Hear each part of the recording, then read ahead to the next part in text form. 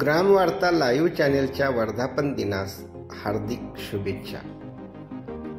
त्याचबरोबर श्री कालिका देवीच्या यात्रेनिमित्त येणाऱ्या सर्व भाविक भक्तांचे हार्दिक स्वागत।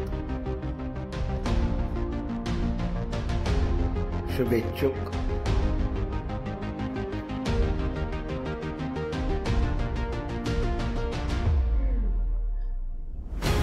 डॉक्टर प्रदीप आशोबा ठाकरे, पशुधन पर्यवेक्षक व श्री प्रल्हाद दगडू पाटील, परिचर, पशुवैद्यकीय दवाखाना, चित्तूर वारुंड, तालुका शाहवाडी, जिल्हा कोल्हापूर।